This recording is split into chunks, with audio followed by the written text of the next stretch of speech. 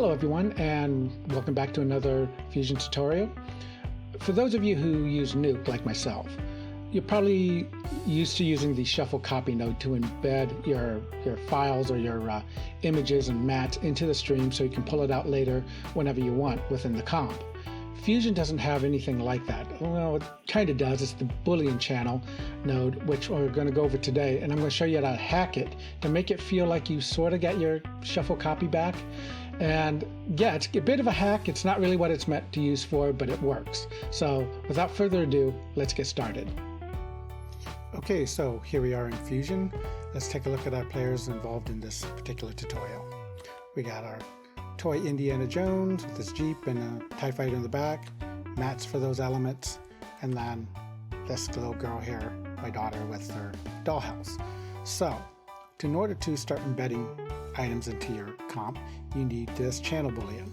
Alright, throw the background into here, foreground into here, and it will show the foreground because that's the nature of channel Boolean, which is our TIE fighters.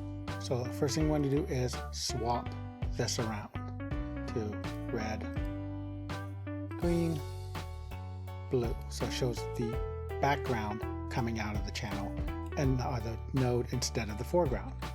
So before I do that, because I know I'm going to embed it down here, I'm going to go ahead and copy and paste for this one down here. And then come over here to our extra channels and go ahead and click that thing on. Just to keep things simple, this is the background, so I'm going to go ahead and dump this image into the background. So we're going to go here to BG Red, we're going to go to BG Red, right here, BG Green, and BG Blue. So red, green, blue to BG Red, BG Blue, okay? And then this fella, I'm just going to choose these last three down here just because. Now, just because these names say something doesn't mean that's what has to be in it, with the exception of material ID, object ID, and Z coverage and Z buffer. Those items actually do require certain colors ranges to work, so they're not going to allow certain colors. So therefore, those four are kind of off limits to this gag. But from U textures all the way down, those are pretty much open to do whatever you want with. So I'm going to go ahead and steal the Z position, disparity X, and disparity Y, and put that into my foreground red, foreground green, and foreground blue. All right.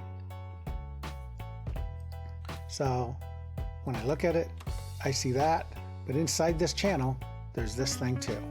So let's go ahead and do the same thing with this one.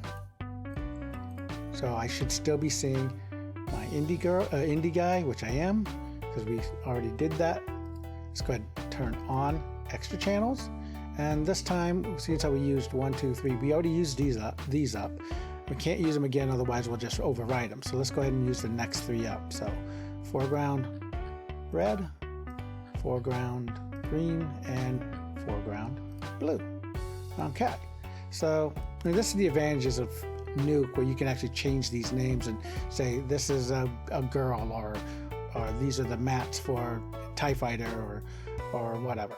So I wish we could do that in Fusion, but we can't, so I just got to learn to live with it.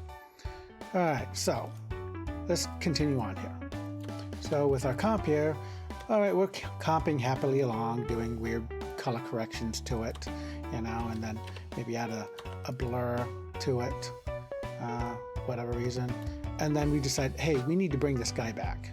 I was like, all right, well, we grab a channel Boolean, pull it in here, and it looks exactly like it's supposed to, with the foreground being piped, or background being piped in, and nothing in the foreground, so therefore it defaults to the background. We're going to go ahead and change this to the background that we set earlier. So we'll go all the way down here to background red, background green, where is it?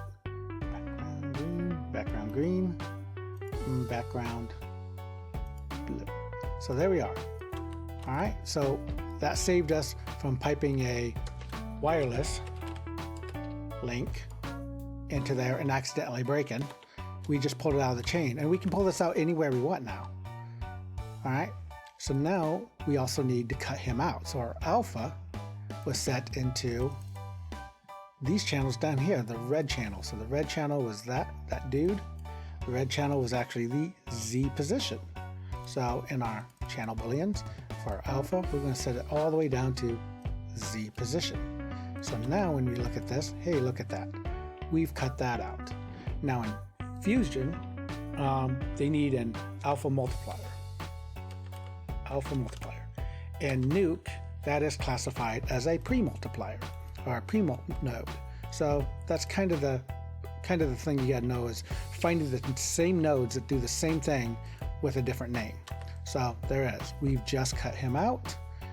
So if these are like foreground elements that need to be put back on top, you don't have to make a huge link or copy paste this or do a wireless link. You can just pull it out of the node anytime you want.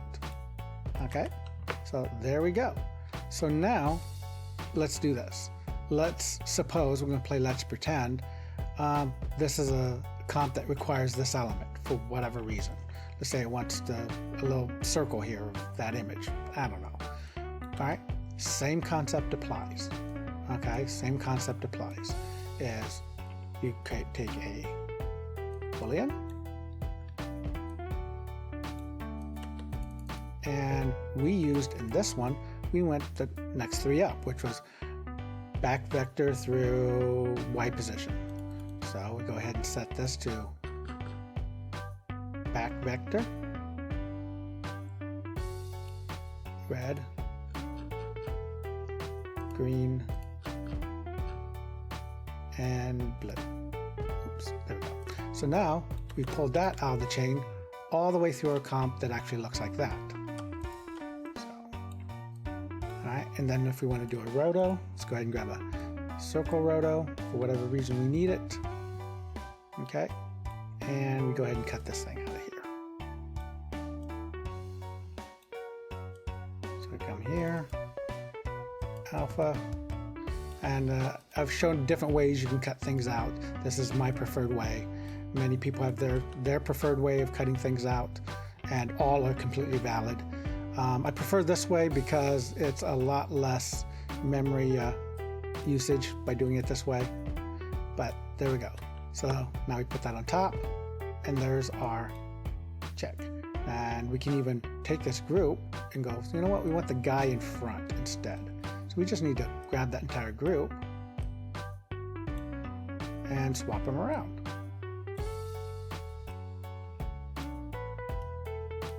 Just like that.